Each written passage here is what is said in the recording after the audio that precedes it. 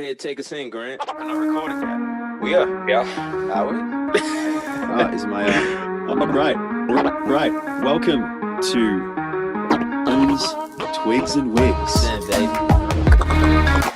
The podcast about music. Sometimes.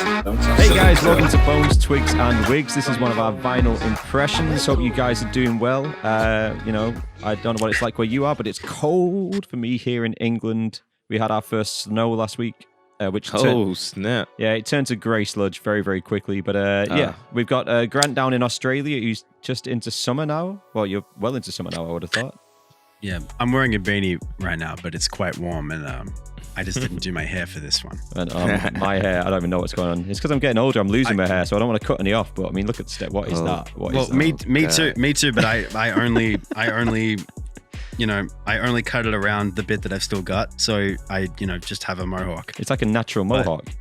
It's evolution. Yeah. It's great. It is. And Johnny definitely has hair. How is it where you are, Johnny, at the minute? It must be cold. We're kind of waiting on snow. Okay. It's like sometimes you walk outside and it's like, man, you can smell the snow. Like, you guys ever smelt like snow in the air? Yeah. You know what I'm saying? I've never seen snow. I've never been around snow. I've never experienced snow. You've never been around snow? No, I keep like every cruise contract I tend to do where I think there's going to be snow, I tend to miss it by like a week or two.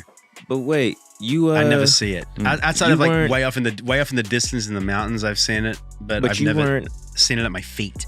Oh, I feel you. I was about to say you weren't in Alaska with us, were you?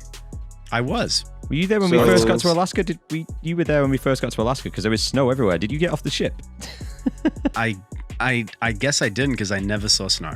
Wow, yeah, that's crazy. Outside of way off in the distance at the top of the mountains. Right. Like I've never been able to pick the snow up and feel it in my hand. I've got a feeling you're going to be like a little puppy running around with your tongue out, like letting the snow on you. Bro. Snow angels. Like, we'll see a different side of Grant now with snow angels. And So today we're talking about one of my favorite albums of all time, and it's regularly put in the top 10, top 50, whatever of all time. It's a phenomenal piece of work that was definitely a big change for the band and a big change for music culture in England, and from this spanned a lot of things. I mean, a lot of really shit musicians use this album as well as an influence, which is a bit upsetting, but that's all right. But anyway, today we're talking about Radiohead. Their first album was Pablo Honey, which had Creep on it, which is the song most people like, and I hate that song. The second album was The Bends. The Bends is a phenomenal album. And this is their third album. This is a OK Computer, and it's a great vinyl as well. I mean, the artwork's sick on this thing. Oh, shit, look cool. at that. Yeah. Look at that. There's snow in that one too. There is. And they did the artwork on a computer, which... so everything was drawn on the computer, so there's lots of like corporate symbols and stuff like that, and instead of like using the undo button on the computer when they made a mistake, they just like scribbled over it. So but on the inside it's the lyrics. It's very hard for me to show you this properly, so it's all black on the inside of the lyrics, bro. There's one fantastic line if you go through, where is it, because they were they were a bit annoyed about like corporations taking everything from people. It was the time when they were thinking about this and growing up. It was the time of Margaret Thatcher and all that sort of stuff. And so, what does it say? All songs are published by Warner Chappell. Lyrics used by kind permission, even though we wrote them. That's what it says in the actual thing. That's terrible, bro. And the sleeves are really nice as well, because on every sleeve is different artwork that they did and different bits of lyrics and stuff like that. So very I like how mathematical the artwork is. Yeah, definitely. Yeah. Like there's lots of cubes and numbers and stuff like that. Yeah, and this is one of their symbols that they use all the time, which is lots of badges and things you'll see with that. And it's supposed to be exploitation, I think, because that one's holding. I can't see. Yeah, he's holding a briefcase. Like a briefcase. He's like the guy, like the businessman, sort of ripping off the other guy. And I'm pretty sure that we're fairly basic on that. Yeah, so is that a symbol on there? Oh, it is on there. I thought it was. Whoa, yeah. I can't see. So so you got the symbol on there. Dude, this is why I like Radiohead. This is one reason why I really fucking love Radiohead. like Oh, it's deep. just from the artwork, you can see the amount of different shit that they listen to. Oh, gotcha. Like you can see like that all that old British punk in that artwork, Mm-hmm. like straight away, like that stick it to the man shit. You can see Stick it to the man. yeah, but you can also see in this one, like you can see a bunch of like Miles Davis inspired shit. Mhm. Yeah, they use that quite a lot. They 'Cause- said Bitches Brew was one of the main influences for this album. Yeah. Like, Really? Yeah. Oh, because I was just talking about the painting. Like the paintings in that, they look like Miles Davis paintings. no, they want, especially, well, we go track. That doesn't through track, surprise but- me, actually. Yeah, because I mean, the way that, I think, I'll paraphrase, but he said something about building something up to break it down. That's what this album is, like Bitches Brew is like building something up to break it down, to go into noise and freeform and blah, blah, blah. So a lot of these songs have distortion and weird noises and all sorts of craziness because, you know, rather than just try and write a pretty song, like Tom York could write a song and then they'd get together like, cool, we've got this idea for a song. How the hell do we just smash the hell out of this? This song is about this. So how do we make that come across with all the distorted, like the first song, we might as well get into the first song, Airbag, is a great guitar riff. So simple, so straight. And the drums are distorted as hell. Like that first riff. And the bass line is like a dub bass line, so it's like dum dum, and then just stays quiet for so long, and then comes the way it's built up for the start of the album. Brilliant stuff, brilliant. And they were trying to, I know they sampled the drums. They got the drummer to play, and they sampled the drummer, and then they distorted it and did all the stuff to it, and they didn't really know what they were doing. But that's the beauty of albums like this, and you know they had a lot of freedom with it. Which we've talked about before, about some people not having the freedom and things. Yeah, I mean, I think it's a phenomenal piece of work. It follows on from The Bends, which is a very different album, more rocky sort of album. The funny thing is, which might make Johnny giggle, is that The Bends is quite like, it's very like, it's about Tom York's personal feelings, about him putting his heart on the line, lyrically speaking, and it's all very rock songs. So this one, he he looks at this as quite an uplifting album, which is hysterical for this album. Makes no sense. Where is it going to say? Yeah, he said, York said, we could really fall back on just doing another miserable, morbid, and negative record lyrically, he's talking about. But I didn't really want to at all. I'm deliberately just writing down all the positive things I hear or see. I'm not able to put them into music yet, and I don't want to force it. That was for this album. So this album is him being positive. Yeah, hang on. So To an sorry extent, to interrupt, but yeah, what year? Like this one came out in '97, right? Mm-hmm. What year did the previous album come out in? That you were just talking about. That's the Was Bends. it- They toured that in 95, so it's got to be 93. Yeah, I was gonna say '93 maybe. No, 95. Like Actually, before- the Bends came out in 95. Oh, 95. Okay. So this was their but second that's still, album.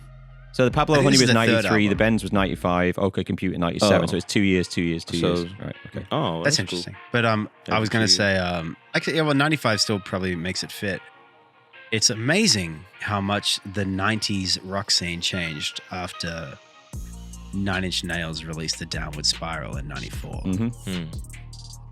But it took Like- a while for that to filter through. So, I mean, 94 was still Oasis, 96 was still Wonderwall, Don't Look Back in Anger, all that. Like, it took this Yeah. album Well, to really it's- change yeah. a lot of stuff in England. Because No, but I mean, I listen to this album and I hear so much Nine Inch Nails. oh, yeah. Oh, there's definitely Like there. at the very least, in terms of Production. the way it's produced, Uh-huh. yeah, particularly production. It's so It's very Trent Reznor, definitely. 90s industrial rock, Like the drums, like, which which is just straight. Yeah, when you said distorted drums, the first thing I was like, oh shit, that's what it sounds like. It sounds like fucking Closer, you know. But you know, it's something that happened because the Bends was such a big hit for them. I mean, it was Creep that got them known in the States. But they were doing like whatever that program is called on MTV, where they play by the pool. There's so many great artists that you see them play by the pool, and everyone's in bikinis and I stuff. remember.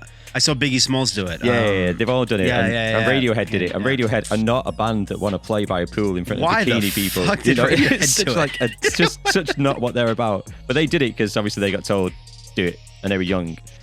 But when they wanted to do this album, the actual I'm trying to find out the exact amount. The company, yeah. So they got the confidence to self-produce this album, which is why it's phenomenal because they didn't have anyone breathing over the shoulders. But Parlophone gave them $100,000 up front for recording equipment. So they literally went to their friends and were like, okay, what should we get? And like friends were saying, well, you need to get this plate reverb and you should try this and should try this. So they invested money in lots of weird equipment and weird stuff. Like all the electronic dance music stuff that was coming out at the time and everything to create all the weird noises. Very interesting. Man. Yeah, it was a weird album. It is. Yeah, I mean, it's some a pretty weird. beautiful melodies I mean- on there, though. I forgot how gorgeous some of the Yeah. songs are. Like some of the vocal melodies Yeah. and really, really pretty. And Radiohead tend to get generally weirder after this album. Like, you know, once they come, they do like Kid A and all like, and they keep going from that. Like, Yeah. Pyramid songs. it's and stuff.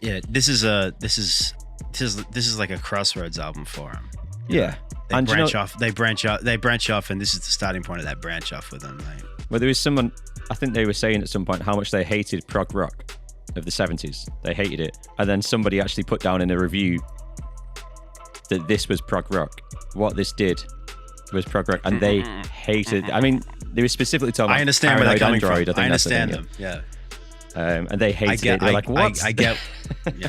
I get what Tom York and those boys are saying when they say they don't like that prog rock of the 70s. I get it. Yeah. Outside of Rush, Yeah, I know It's you all don't like shit. it, yeah. as far as I'm concerned, but you know.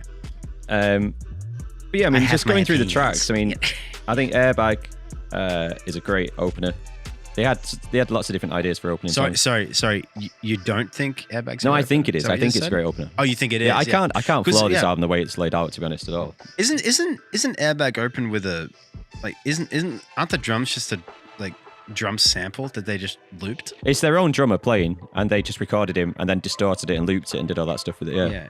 Yeah, because they Which is were weird. they were listening Why to would they like do that? hip hop and they were listening because they were listening to hip hop and It's and Ronnie shit. Like, Size's they were time listening- and all this stuff. In fact, Oh, actually, yeah, Ronnie they- Size got the Mercury Music Award. They didn't win the Mercury Music Award for this. Ronnie Size did, which is a great album. Yeah, but this isn't like if you listen to Airbag, like you listen to that it's not perfectly like in time. No. Like it's the or something that there's like the sample's weird. It's just out, I think, because they hadn't done it before. Right? And Am they were I trying to do crazy? it, and Or they is didn't get is it perfect. They say themselves, we didn't get it perfect. We tried, and then They did say that? Yeah. But then Because like you listen to it and you're like, it sounds to you know what it sounds to me. It sounds to me like as a DJ, it sounds like a guy having the record on both sides, running the sample, and then having the other one cued and going digga digga digga huh, and then winding digga digga digga huh, and doing that for the whole record, because and it's not perfect, but it's good enough to keep it going. It's good enough to keep the machine flowing, but it's not sampling like we hear sampling today. Like sampling today is too perfect and it's boring and it's nonsense. And yeah. like, So it says it sounds like someone's sampling live. So one of the If that's a better way to say it. a maybe. music journalist said the musicians and producer are delighted in the sonic possibilities of modern technology. The singer, meanwhile, is railing against its social, moral, and psychological impact. It's a contradiction mirrored in the culture clash of the music, with the real guitars negotiating in an uneasy standoff with the hacked-up processed drums.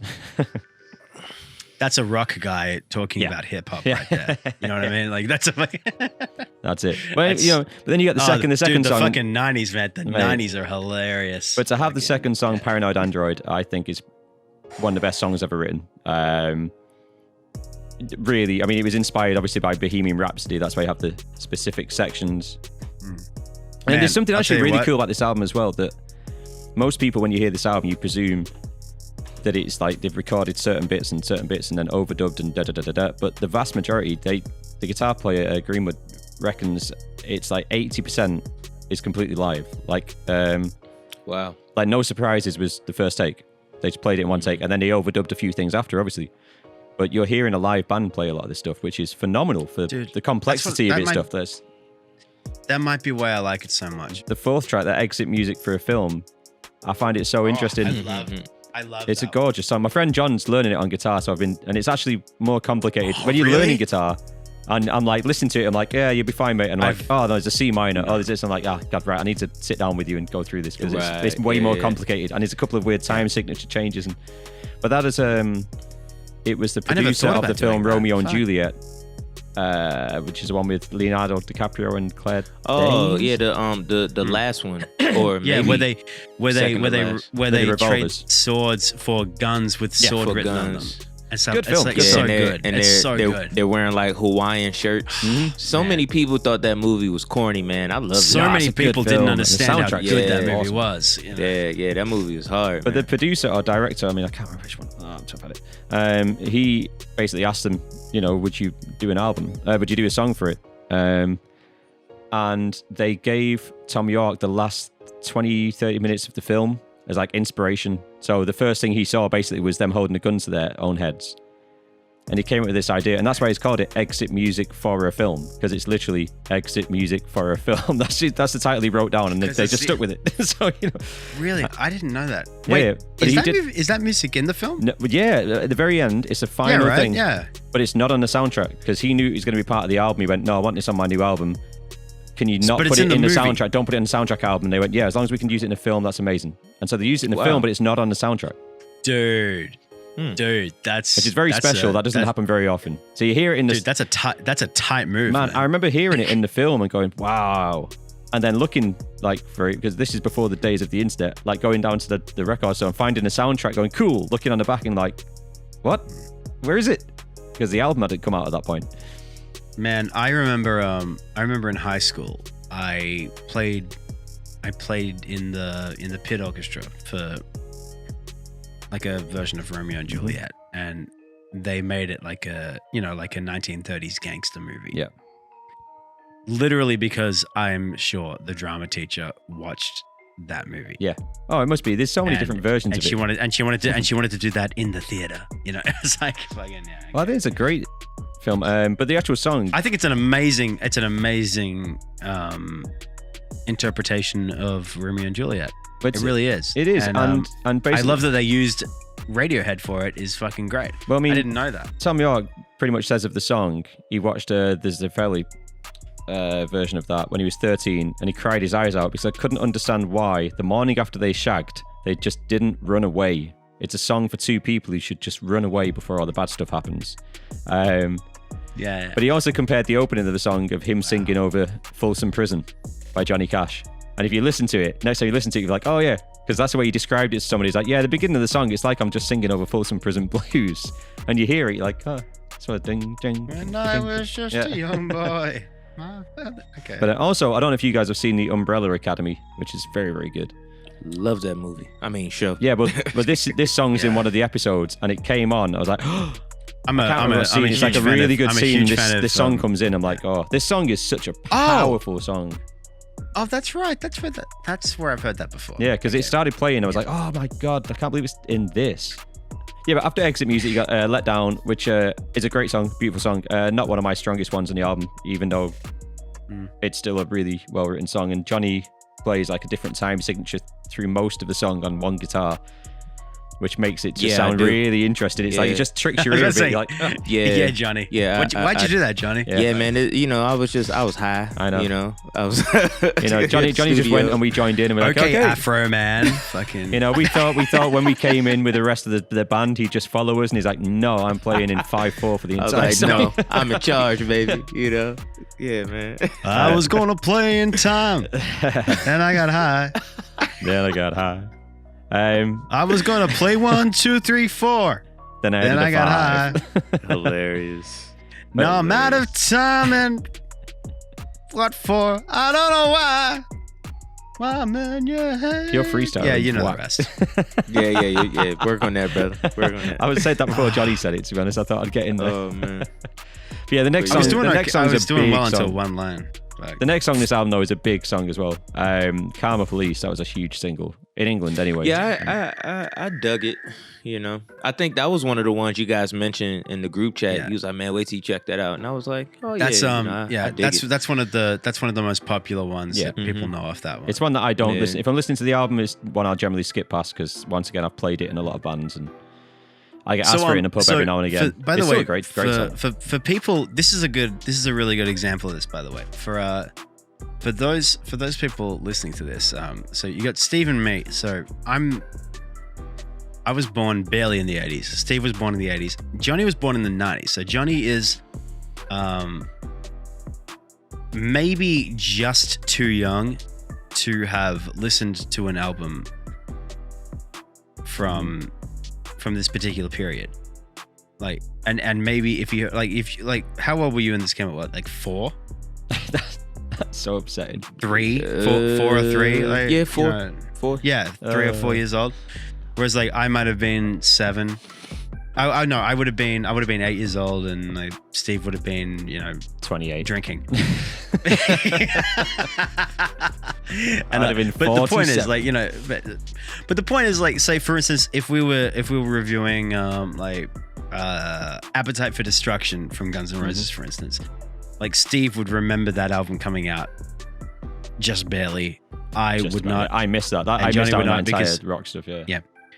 Yeah, but like or if say like Nirvana's Nevermind album is a better example. Yeah. Like I would not remember that album coming out. Johnny wasn't alive when it came out. Steve would remember that album coming out. Like we're not that far apart in age, but we're far enough when we start talking about albums in the 90s where this shit actually makes a difference. And you can tell the actual emotional for me and Steve, connection you make Yeah. with it. Like for this album, has a massive emotional connection to me because I was 17 when it came out and I'd been playing guitar for You're a year also or so. And then I English. heard Paranoid That's another Android. I thing. was like, what the hell is that? Wow. Yeah, man. Oh, fucking hell. You know yeah, what I but mean? dude, you're also English. Yeah, so, exactly. This was a this big comes to thing you when this came out. quicker than us too.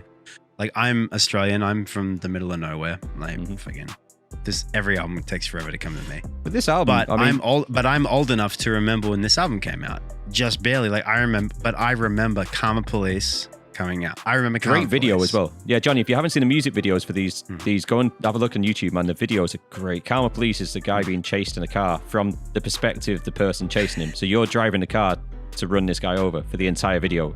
Just see him in like the headlights. Yeah. It's actually amazing. no, It's but see, this is the genius. thing, It's brilliant. Johnny. You would see the music video and you would recognize the music video, but you might not recognize the music. maybe, yeah. maybe. You know, one of those things. Yeah, No, that's so what it's- I'm getting at. Like, Yeah, it's like, I feel it's like got- there's it's- a lot of yeah. things that happen like in the 90s where it's like, oh, like I've seen that somewhere. Yeah, you know what I'm saying? dude. Like, Yeah, dude. Man. That's why we're saying Karma Police. Like, Karma Police has had a huge like, cultural impact. I mean, it's the single from the album, right? It's the Well, the first It's one I the think big was single Paranoid from the Android album. because they did a very like Queen of Bohemian Rhapsody. They got Karma so- Police is the Karma Police is the big single. From No, the Paranoid album, Android, I think in England, I think is the massive one because once again, the video for that was a cartoon, that might be- computer-generated cartoon video that was like very, very adult. It's a very adult-themed video if you watch it. You know what? Yeah, you might. And that was a massive video. Everyone watched it and like, whoa, and it wasn't allowed to be shown before a certain time. Yeah, And you it know had what? like I remember the pixelated things the- over like the woman's boobs and stuff that are out. So they like had to like censor it. And it was just like so like yeah, out man, there. It's like, man. whoa, that's cool. Like Prime MTV era. Exactly. Yeah. So they had to play the song, but they had to censor the video, and it's a cartoon, and that hadn't really happened. This is But you know what? before I South Park remember. and stuff. I remember Karma Police. Mhm. I remember Karma. They're the two Police. songs. I think they're both. Yeah, I mean, they're definitely the two songs. have But no- I remember. But I guarantee you, Johnny. He's watching it now. I'm fucking sure of it. I Karma Police is guarantee you amazing. that Johnny would remember. He would remember seeing the Karma Police video before. Then he would the Paranoid Android, because the Paranoid Android video would have aged, whereas Karma Police wouldn't have aged. Yeah, Maybe. probably. I don't know, but I'm just trying to see. Now. yeah. But I mean, either way, Karma Police is the other like really big song off the album. It's it's a nice And, car. it is. It's a great video. Like the end of the video is brilliant. But yeah, but you go from that and you go into Fitter Happier, which is like the Macintosh where you just typed in what you wanted it to say and it would read it out to you. So he just sat there and wrote all these different a list of things he felt, and just got the computer to talk it back. And that's well, that isn't just the songs. In the background are loads of things. But my college course, music course, which I failed, there was a lot of extracurricular activities that I was doing, so I didn't complete certain things. I got I got like invited into this college course or university course, sorry, a very, very good uni course, and I went for the audition thing, and they're like, cool, and I could read music enough to an extent, and I was going to go in there and learn how to read music properly and all that, and then it got to like the last few weeks, and they're like, Steve, you haven't done this from the first year and this, you need to do those two things to tick those boxes, otherwise you can't pass. And we were doing our own album, and I just preferred to go into the studio and help record and produce this album thing, and just didn't do the actual bits that I needed. And like the teacher was like, you just need to do this one thing, and I'm like, I don't want to do it, and I didn't do it and didn't get into university because of that. But because of that, I ended up touring and playing my own music and all the other stuff that went with it. But yeah, we used the Macintosh thing and that. We actually came up with our own version of the Fitter Happier thing. Like we used that in that because that was such a like. We had Macintosh in the room that had the same voice. Like you typed into it and you go, oh right, because you had the technology in the room. Exactly, right? literally in the room. Like sense. we've got the same computer, we've got to do it. Yeah, dude, that's funny. When I was in my first year of university, and I went to like oral class, like the listening class. Yeah. Man. One of the things in like the first semester test was transcribing Paranoid Android. That's a pain in the ass. Just like we listened to a very specific part of it, and we had to write down like the melody and the bass line in Paranoid Android by ear. Yeah. Like they gave you the first note and you had to write it down by ear on like the first note of each. So, tell you what, it's funny. I like that your educational experience also utilized this album. That's great. Well, it's like I say, massive What about influence. you, Johnny? I mean, Somehow I don't think Americans would have openly used Radiohead. a lot of people have sampled this album. I think this has been sampled quite a lot. Bits of this album. And it's so funny you said that, because the whole time while we were talking, I was on whosampled.com because I was just curious to see how many people have sampled, Radiohead. And yeah, there's definitely a lot. They got like I imagine a lot of hip hop guys have sampled this album. There's a few, and like some R&B cats too. Janelle Monáe, Lloyd Banks from G Unit. Who else? Joe Budden. What is Frank Ocean? Frank Frank Ocean. Ocean did some early stuff. What is Janelle Monáe sample? Sorry. On what does Janelle Monáe sample? Let's see. I love Janelle Monáe. Yeah, that's my boo. That's my babe. That's my She's baby mother. she's one of the few breaths of fresh air in an otherwise diluted genre of R&B. So she actually sampled "Climbing Up the Walls" for this song called "Don't Judge Me" that she did. So yeah, so it was actually on this album. Right. Yeah, Climbing Up the Walls. on this Fucking album. yeah. Yeah. But yeah, man. And then like other groups, Vampire Weekend. Like I said, Frank shit. Ocean. Who else? Girl Talk. Trying to think of like some known people that you might know. Lupe Fiasco. How Lupe did it. Ooh, Yeah, I love yeah. Lupe. Yeah, He's so- great. So yeah, I like man. that. I like that song where he pretends to be a hamburger.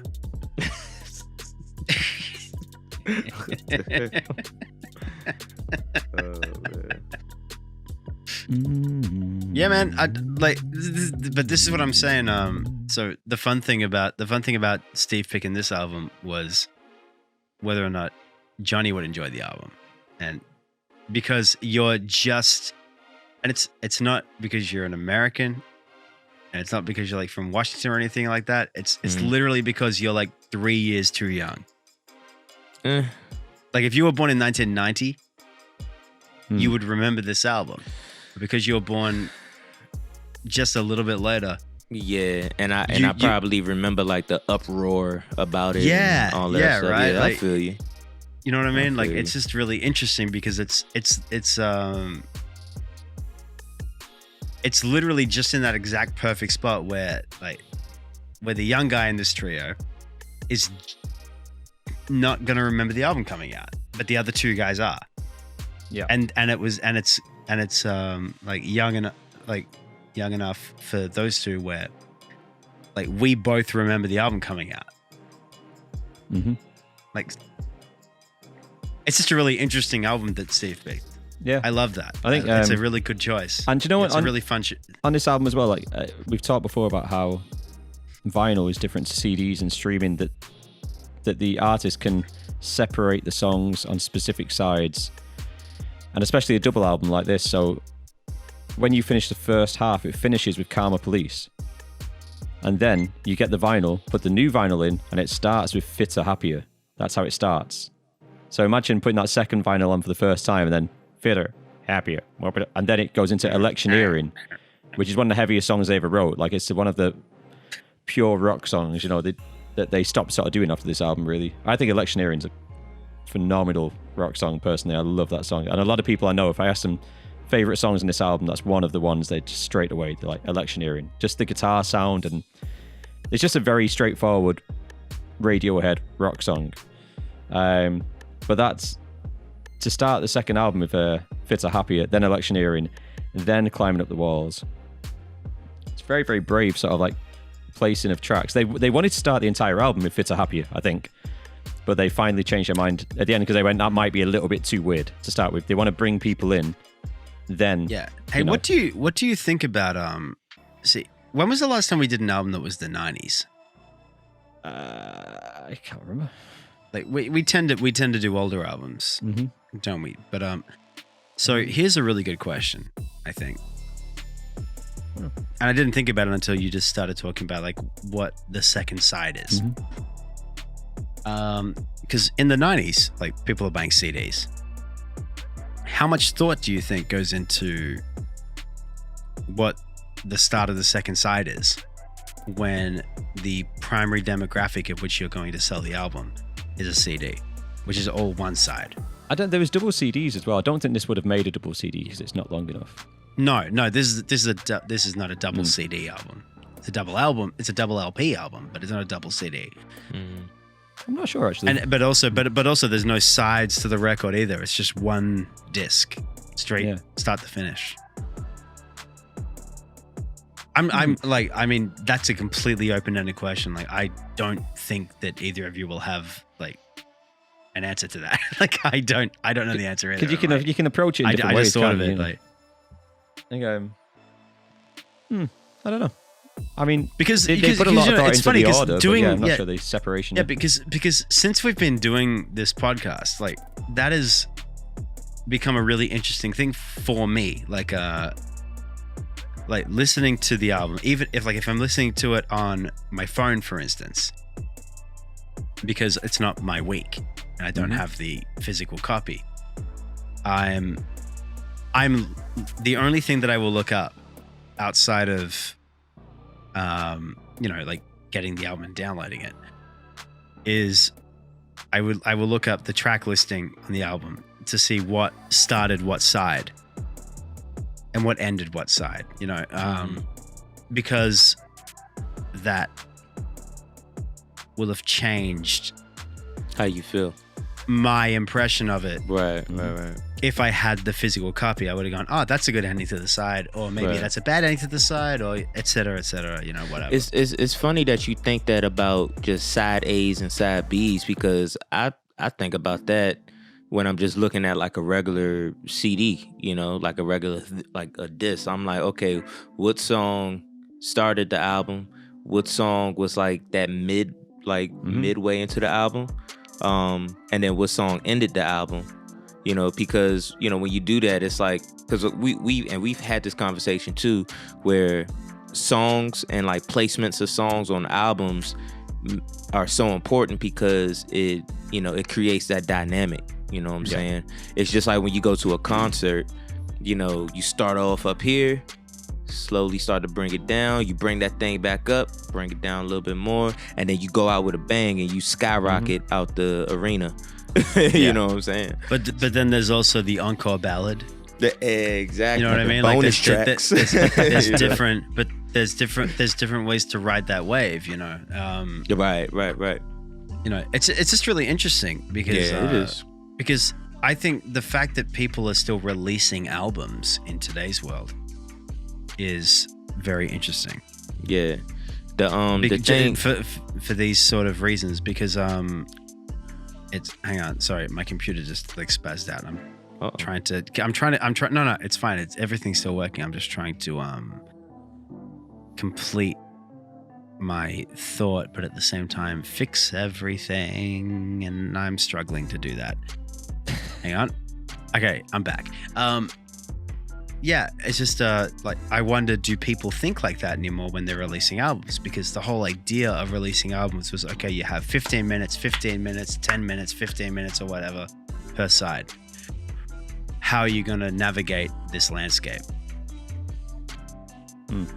And because just because Steve brought it up, like, Karma Police ends this side and then this side starts with this. I wonder, did Radiohead think of that, or did they think CD style? I wonder what they released it on first.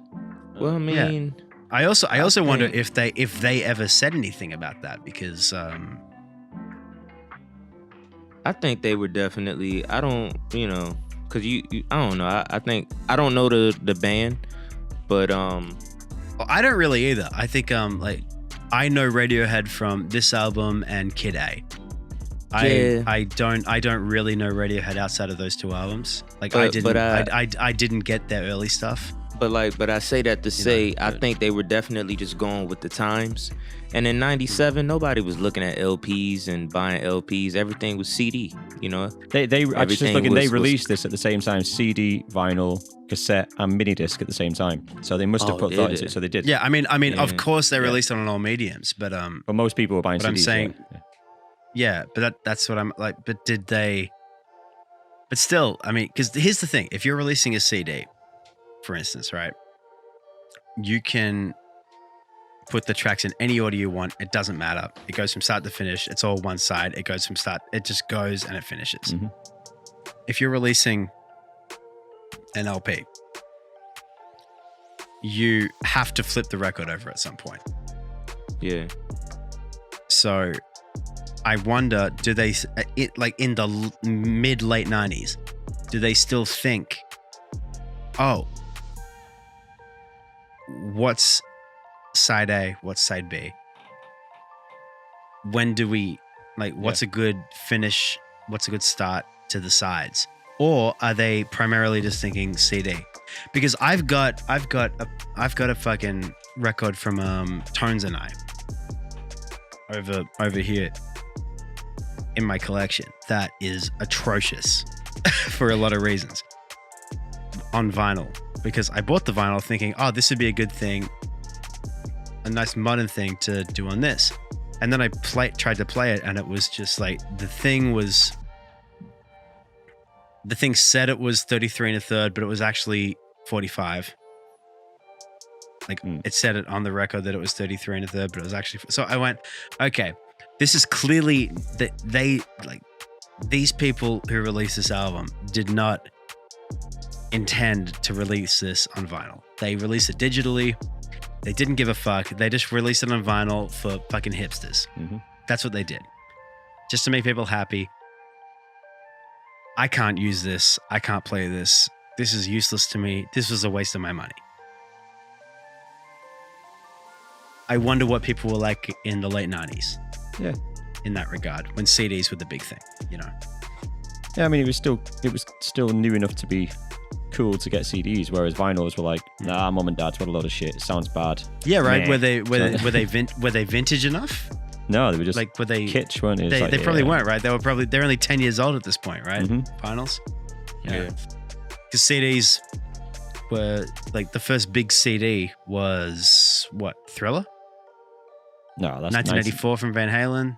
Thriller was 80. Those are the first. I think they're still vinyl. Yeah, but CDs came out CDs became a thing in like 83. Yeah, I But think like the first big albums that came out on the year of CDs were like Thriller, 1984. Probably something from Journey. I don't know. 80s hair metal bands, whatever. Like obviously like Guns N' Roses would have been like one of the biggest albums once it had really established itself as like CDs Leisure being the Illusions big 1 and thing. 2 were massive. Yeah. I don't know, because at this point in 1997, you're 10 years on from CDs obviously being the new format, but you're also 5 years away from digital becoming a thing. So it's like, I mean, so you're getting Radiohead at the peak of CDs. Goddamn, CDs did not last long. My God, it's funny because that's my entire childhood is CDs. Right. But fuck, Yeah. they did not. I'm talking right now, and I'm like, Yeah. oh my God, CDs. Like when you really they think about died it, man. quick. Yeah, they yeah, died yeah, so yeah. quick. Fuck, Yeah, that's that's hilarious. They didn't last 20 years. Fuck. Well, let's just do the last couple of songs before I start asking you guys, because we got No Surprises, Yeah. which is I think one of them said it's a fucked up nursery rhyme, which is perfect because that's what it sounds like. And that was done in one take, like the first take. Lucky was about the Bosnian War, which is a horrific ethnic cleansing shit, and it was on the Help album, an album that they brought out to make money for the refugees and stuff before this album once again.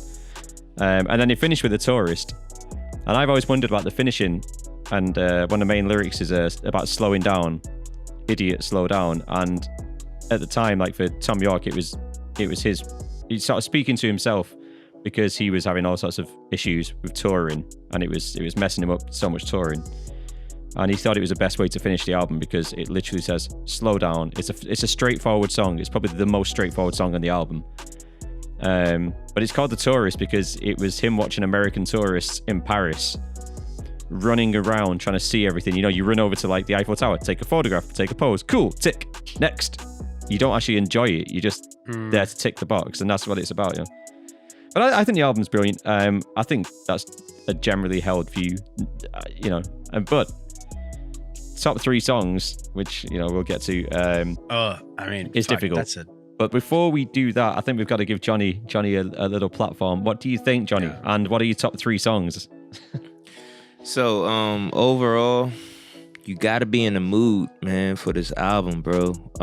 I think I texted you guys, and I was like, I'm in my car, it's raining, and I'm like, bro, Oh, that's this album. I'm listening to this album while I'm driving, bro. Like I almost like ran my car like off the road, like off a bridge, bro. Like it was so depressing. I was just like, bro, I'm like, am I okay? Like, do I need to see a therapist? Like, what's going on, man? So yeah, I think I'm actually gonna have to, you know, seek therapy after listening to this album. It just made me very sad, bro. But did you like it? No, 'cause it made me sad. Nah. Now I will say though, it was surprisingly, it was very musical. You know, very experimental. So I can definitely see why you guys liked it. And then and it explains why Radiohead is who they are and how they play like a vital part in not only like, you know, rock, but just like the music industry in the 90s. You know what I'm saying? Like when you think of 90s music, you think of, you know, like Nirvana, and you think of Radiohead, you think of Nine Inch Nails, you think of, and then going to hip hop, you think of Tupac, Biggie, you know, Nas, Jay-Z, like, you know what I'm saying? So like these are the guys that were like killing it like at these award shows, and like, you know, everybody knew who they were and everything. So even if you didn't follow rock music or you didn't follow Radiohead, you knew the name. You know what I'm saying? Like that's how I knew who they was, because I was like, oh yeah, you know, I've always heard the name. I've probably heard their music before and then didn't even realize it, you know. So so very influential, you know. I tip my hat off to them for that, you know. that being said, it was very hard for me to pick some songs. I will say this: Paranoid. I thought it was 2 or 3 different songs. Well, yeah, it's it sort of is. It's a journey. It's a very- journey. Yeah. Paranoid Android. Like I look down at my phone and I'm like, the heck, this the same song? Like, you know what I'm saying? Electioneering. Dope song. I love the cowbell, man. Yeah. Man, they were killing that cowbell in that cowbell in that song, song. man. I was like, Jesus Christ. And Karma Police. You know, those are definitely my top 3, you know. And like I said, guys, you know, I'm an artist. I'm a musician, so I try not to say like something sucks or something was terrible or I didn't like something. I always try to find something in art or something about art that I actually enjoy or I actually like. And like I said, like that's the artist in me. You know, I can't speak for every other artist because you got some guys out there who are just like, nah, the whole thing was terrible. And it's like, yeah, no. hey, if we go back a few episodes, remember the Pink Floyd episode? Yeah. It's okay to say that you don't like something. Right. Because you're only giving your opinion. Like your opinion isn't the truth. And that's understood, You know. but it's something about, I know for me, it's something because there's something about art, man. Like even like visual art. Like if I'm looking at a painting on a canvas and it just looks like a bunch of like scribbles and lines, you got to just like really look at that thing and see what it is that the artist felt was great about it. You know what I'm saying? Sure. You got to pick that out, you know? So, but you also might never find that. that's true Whereas a lot of other people might find it, but you might never find that. Yeah, like that's true. that's how I feel about Pink Floyd. Yeah. I fucking hate them. But you know what? But I'm not going to tell other people to not listen to them. Right. You know what I mean? And you know what? Because- I feel the same way about the Skaggs. If I had to pick a band that I absolutely do not like, I can't. Shags. Oh, the Shags. Shags. Not the Skaggs. Shags, whatever. Shags. If I had to find a band Yeah. or some music that I can't find anything good about it. I can't say one good thing about it. It's the Shags. Yeah. I do have them on vinyl, so this might come up. Oh my God. I can't even believe that they have a vinyl. Yeah, they have LP. a vinyl. They have a vinyl. Dude, Right, they're, like- dude, they're from the Can't even 60s. Of believe course, it, they bro. have the only medium they had at the time was vinyl. So Bro, I've they got were that terrible. They were terrible. vinyl. Oh, the rich people want what the poor people got. That's still way too in tune. Yeah, so Grant, what are your favorite 3 off this album? I know you like the album, obviously, but what are your favorite 3? Yeah. I mean, I'm pretty cliche with my favorite 3. Like, I love Karma Police, I love Paranoid Android, and I love Airbag. Airbag because of the DJ in me. Yeah. Like, I went like it began a giant tangent on this conversation. I really love that they use a sample. I like that they use a sample because I think at a time in the 90s where rock musicians were very against, like, this is 5 years before new metal, like Limp Bizkit and shit had like turntable guys in their band, and before the Executioners came out with Linkin Park. This is 5 years before that shit, and you got Radiohead, you got their drummer like clunkily just like hacking out this sample and then not drumming for the whole thing, just like, but the sample is not metronomically perfect, so it kind of gives you the illusion of like a DJ playing like this. I love that. I love Paranoid Android just because it actually has something like close to my heart in terms of like my education. I love Karma Police because it's just a great fucking song. And And the funny thing about this album is it's such a disjointed and crazy weird album. Who's yelling in the background? It's my mom. Oh, right. I thought it was here. I was like, Yeah. Yeah. I'm trying to talk, Mrs. Jones. Can you still hear it? no. No. All right, cool. Yeah, I live next to a school. I thought that people were screaming outside the school. I was like, what's going on? dude, I live next to a train track. It's amazing how we've never had a podcast where a train's lucky gone by. you. Lucky It's not. you.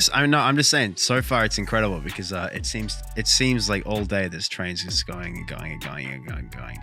But so far we haven't had one going No. when we're red lighting. So good for us. But yeah, man, yeah, I love this whole album.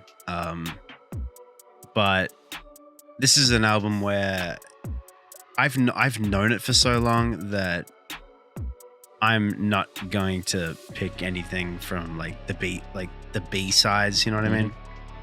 I'm going like the first track on the album and the two big songs on the album are the songs for me, just because this album actually like has something to do with my life. Yeah. It's like you know, it's like fucking. It's like a Hanson album, for instance. Like Hanson, as embarrassing as it is to say that you love a fucking Hanson album, I do. it's like, yeah, it's like, pretty dope. yeah, it's like Hanson comes out when you're a kid. It's like you're going to remember Mbop. You know what I mean? I remember Karma Police. Yeah, exactly. I remember Paranoid Android, and I remember the first track of the album. I think this album is like when we talk about albums that you sit down and take as a whole, like a journey. I think this is one of those. It's not a bunch of singles thrown together, is it? I mean, you know, so that's why it's a difficult listen as well, especially if you're not in the mood for it and if you don't know what to expect. But I think for the three for me, Paranoid Android, everybody has to choose that song pretty much because it is such a. It's an important part because you've got to think in England at the time.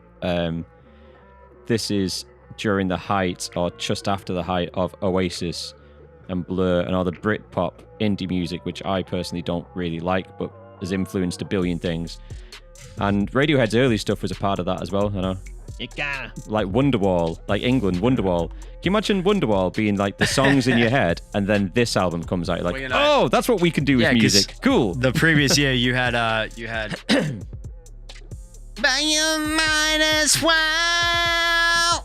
But it's like growing up in Manchester, like with Oasis By the way, and all that stuff. let the record show that I did not go to Wonderwall. I know. I'm glad you didn't. Okay. But like, I went to one of the good songs. but then to have all that sort of stuff, and there's a lot of other bands in England doing very similar stuff, and take that and the Spice Girls and that sort of stuff early on, Yeah. and then Radiohead come out with this. It's like, whoa! It's like, Yeah. you know, it's important. And from this, you know, you wouldn't have Muse and all that stuff. You know, there's a lot of people they've influenced from this point onwards, and a lot of the new metal stuff. Like, there's a lot of. It gave freedom against people. It said, you know, you can experiment with music, you know, in popular culture. Not like it doesn't have to be so far underground. Well, not only can you experiment, but you can experiment and you can win. Yeah, and the experimentation You know, doesn't have to yeah, be keyword. so obscure, because even in their most experimental moments in here, there is so many hooks. Like Paranoid Android has some beautiful, Karma beautiful Police is moments weird in as it. fuck. Yeah, Karma Police is weird. Yeah, Like it's very weird, but it's got a hook. You remember the song. Like once you've heard it, Yeah, you remember yeah. the song. Paranoid Android, you either remember the middle section, the intro section, or you remember the guitar line. Like that's you just remember it all. But anyway, so Paranoid Android I go for definitely electioneering for me because it stands out on the album because it is different. It's like one of their earlier just pure rock songs. It's about all the political stuff going on in England at the time, which, you know, obviously ties in with me growing up and people hating politics, but that never ever goes away. Everyone always hates politics. And you know what? The other one I'm going to go for is Climbing Up the Walls, just because of the strings and the massive sounding guitar stuff on it. and it's just a little bit different from what I think people would choose. No Surprises, I nearly went for, just because it's a beautiful, calm song, but it's actually about suicide pretty much. So, you know, lovely, cheerful Jesus stuff. Christ. He's never actually said that. It's a mixture of stuff. But yeah, I think it's a great album. I'm glad Johnny's got to listen to this album because it's an important one. You know, like regardless of what music you like, if you haven't listened to this album, listen to it. It's a dark one in some respects. Yeah. It's not completely dark. There's moments of hope in there and stuff, and it's not depressing as Fook as some people would think it is. It's not. There's definitely uplifting moments and nice rock moments like Electioneering and stuff. But for me, there's just moments of beauty in this album, which, you know, just gorgeous stuff. I will say this, you know, it just makes me think about all of these, you know, all of the bands and all of the artists who we consider great in their genre and just like like I said earlier, very influential to the music industry, no matter what genre. You know, it could be jazz, it could be and you know, you try to break it down in like decades too, you know what I'm saying? So like I said, like these guys were like just killing it in the 90s. Me as a person who doesn't listen to rock all the time, and if I do, it's like old stuff, you know. I'm saying this right now, so all of our viewers, all of our listeners, I encourage you to go out and all of the bands or all of the artists that you always hear about but you never take the time to actually listen to their music, go out and listen to their music. You know what I'm saying? Yeah. Especially if they're outside of like the usual genre that you don't listen to. Like me, I'm a hip hop guy. So like if I see like, oh, this person is really big right now, this person is popping, I'm just automatically gonna, you know, and they're a hip hop artist, I'm gonna go and I'm gonna listen to their track. But if I hear or see like a rock band, I'm gonna be honest with you, and I'm like, oh, that rock band, they must be pretty good because I keep seeing their name and lights all over the place, but I'm not gonna take the time out to listen to them. And that's just, you know, that's your mindset, you know what I'm saying? But after doing this and after listening to Radiohead, I'm like, dang, I actually got to go back and listen to some more Radiohead because everybody else is like making a big fuss about this band. You know what I'm saying? Like, I have to find out what it is. If you listen to the album before this, The Bends, actually, I think you might like The Bends a bit more. It's way more depressing lyrically for him because it's about himself, and he has a lot of. If you look at Tom York, he's got a lot. He's been through a lot. But it's just like a rock album. Radiohead are also a lot. They're a lot like a '90s version of, say, the Grateful Dead. In the sense that they have a very in the sense that they have a very, very loyal and powerful fan base. One really great example of like one really uplifting thing in the modern world for if you're a musician is to look up the history of Radiohead a little bit, because in the late 2000s there are two bands to look up to, or at least to look up if you worry about whether or not you can make money playing your own music. And one is Nine Inch Nails and the other is Radiohead. They both have two different stories about how they broke the social media game. And Radiohead's one is all they did was they didn't agree that their record should be sold at a certain price. And Nine Inch Nails had the same thing. Both of them went to their record label and said, well, why are you selling our album at a higher price than, like, say, Britney Spears? Like, say, Britney Spears' album is getting sold as a digital download or whatever for $10, and ours is getting sold for $20. Why are we twice as expensive as Britney Spears? That doesn't make sense. Why are you doing that? That just makes us harder to sell, right? Yeah. And the record label says to them, You well, sell we less, think yeah. that your fan base is more loyal Mm. and they will just buy your album. Yeah, you sell less, but if we charge more, they'll still buy them. And Yeah, it so we makes up can the we money. can make up Yeah. we can make up the ground. We can make up the ground because we actually think that your fans will buy your album. We don't actually think that, like, say, Britney Spears' fans will buy her album. Mhm. So they went about Nine Inch Nails and Radiohead went about this two different ways. Nine Inch Nails, Nine Inch Nails is just Trent Reznor, basically. He goes on to, and this is in the days of MySpace. So this just before Facebook became the main thing. He goes on to whatever the thing on the internet was at that point, and he goes, "All right, here's the deal. They want me, like, they want you to pay twice the money. Fuck that. I put the album up on this link. Here's a free download. Steal my album." And he gave away the whole album for free to all his fans, and everybody, and everybody buys it, whatever. He gets fired from his record company.